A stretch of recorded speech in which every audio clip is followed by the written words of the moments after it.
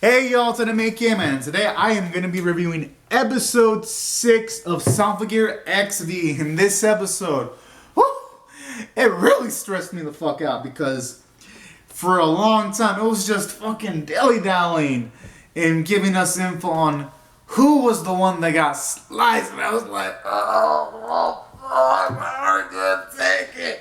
And then when the opening's over and they give you foreshadowing that it wasn't Miku, it could have been the traitor dude, and I was like, okay, that's good, that's fine and dandy, but they still haven't revealed it.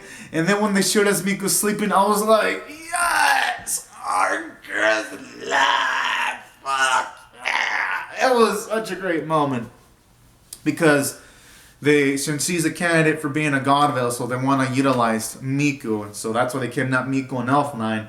So that was a positive element specifically about this episode that I enjoyed immensely. And that's why, narratively speaking, they did a great job of holding that information from us so that it would make the audience, at least me, have suspense until it was finally revealed. So that was nice suspense building in this episode, and I felt it elevated it a good amount. Then aside from that, what this episode did well from a story standpoint was it had the over-the-topness factor that you had, because sometimes in Symphogear seasons they start out over the top, like with the mountain being sliced, or with like our crew running on missiles, and I felt this episode was the intense over-the-top episode that I've been waiting for, because it added the over-the-topness but in doses, yo. Because what I like about this episode was it went all out with the topness, because there was a sequence where Ninja Dude literally used ninja techniques on a fucking car, and I was like, what the fuck? That was awesome. And then Vanessa was launching boat missiles, and I was like, oh, fuck. My heart can't take more of this. This is so awesome. And then during all this, when you have Maria and Chris take on Vanessa, and when there was a sequence when Maria and Chris were on a car, and this man was looking at the ass of Maria, and he was like, take me to the heavens, I was like, oh, fucking what? But then again, the man has nice taste, though, I gotta say. Because I would have probably said the same shit to who the fuck wouldn't? So that was great. And then for it to top it off with fucking Chris lifting a car, because it felt like, because Vanessa broke this this highway bridge road, and it felt like the person at the car died. But then you see Chris lifting it up with the missile, and I was like, oh fuck yes! I didn't know I needed that, but I did. It was awesome.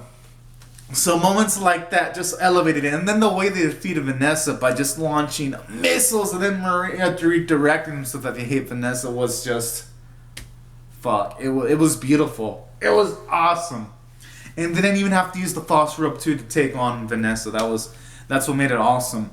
And from a narrative standpoint, this fight actually worked, because even though, yes, we know that the Symphogear users are stronger than Noble Red members, Vanessa still had a shot, because she was constantly attacking civilians to try to get the upper hand. So from a narrative standpoint, the fight still worked, and it made it kind of even. So that was another cool element I enjoyed about this episode. And aside from having the over-the-topness, I liked the moments of story progression, because at the end there's a flashing light that seemingly has something to do with Miku. So there's plot advancements there.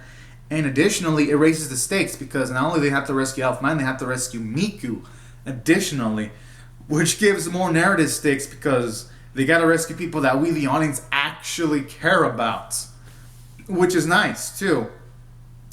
And also, Elf9 being kidnapped was kind of sad too, because she was having so much fun in the previous episode. So the writing crew, they're on point when it comes to writing sequences for this episode, I gotta say. So that's why I felt, from a script standpoint, this episode was just amazing and knew what it was doing. Then on top of that, what I enjoyed specifically about this episode was not only like the plot progression and the hilarious sequences. I also enjoyed how from the story standpoint, it's advancing Fudo because it seems like he has some kind of hypnosis on our poor Tsubasa, that evil sack of shit. So that's interesting. Can't wait to see where that leads. So there's also that. And additionally, aside from having all these great story bits, there is nice character bits too. Because you see character development for Chris, because she's comforting Hibiki and all that when she's worried about Miku, and that was hella sweet, showing you that they're forming a beautiful sisterly like bond at the very least. So I like that too. Because it's been shown out throughout this whole season too, like Chris interacts with Hibiki much more nicely and freely. You know, the occasions they do joke around with each other. It's really beautiful to see how much of a long way they've come. They come from in the first season fighting against each other to now Hibiki getting head pats from Chris using the gloves that she got from Hibiki and Miku, and then Chris smiling when she's fighting alongside Hibiki in one of the previous episodes. So you see more character development for Chris.